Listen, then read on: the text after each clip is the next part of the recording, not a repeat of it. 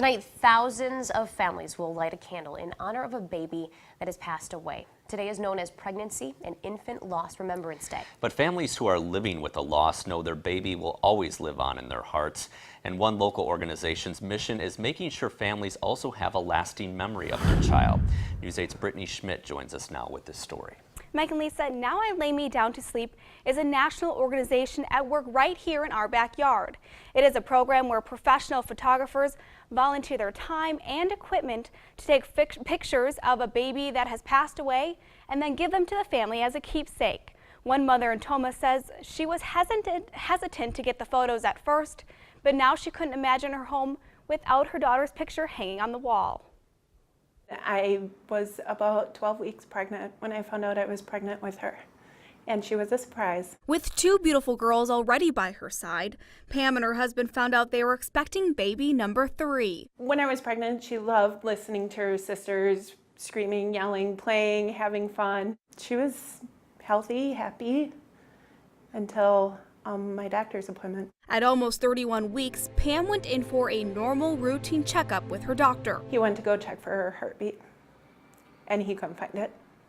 I just closed my eyes and said, this can't happen, this shouldn't happen, because everything had been fine up until that point. With one final ultrasound, The nurses in the OB department tried. They had ultrasound gel up to their elbows, pushing. Pam's world just stopped. I knew that it wasn't okay. Her unborn daughter no longer had a heartbeat. It's so much of a cloud and a fog that you can't really believe it, but you kind of hope that they're wrong on some level. So it's just one of those, okay, my next step as her mom is to have her. So that's what I got ready to do.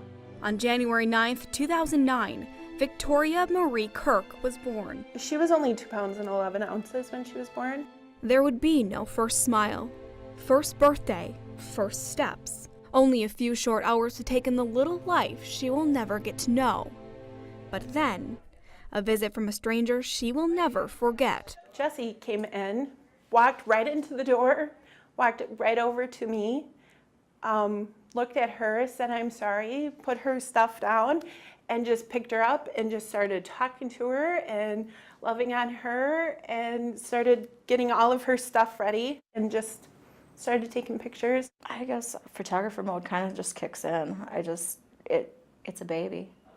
No matter the size, the shape, the condition, he or she is a baby. Jesse Hill is part of a national organization called Now I Lay Me Down to Sleep. It is an organization that offers photography services from volunteers who go in and help these families when they are having an infant who either has passed or who is, fighting for life where they could pass. At first, Pam was hesitant. And I wasn't too sure. She wasn't what a baby looks like, the pink, the bubbly. But after a few photos, she realized that didn't matter, especially to Jesse. She was able to take moments and just look past through everything and see her for the baby that we saw her as. Despite the fact that, these babies have passed and they're not going to roll off a table, I still put the guardrails up on the side.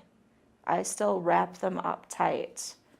It's those moments, I think, that make the difference for these families. Photography has always been a passion for Jessie. But this project is deeply personal because this is a loss she knows all too well. In 2003, Jessie gave birth to a son, Tristan Tyler Hill. Had no idea that there was anything wrong with him until we delivered. They whisked him out of the room faster than I could even acknowledge of, did I have a boy or not?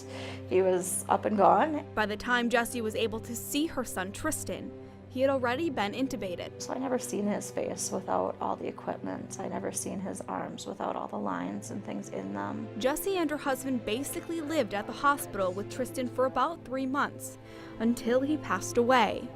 During her time at the hospital, Jessie photographed Tristan. I have tons and tons of pictures from being there. But her favorite ones are actually after Tristan had passed away. The ones where the pain was gone. It's just him. There's no medical lines on him. You can see his face.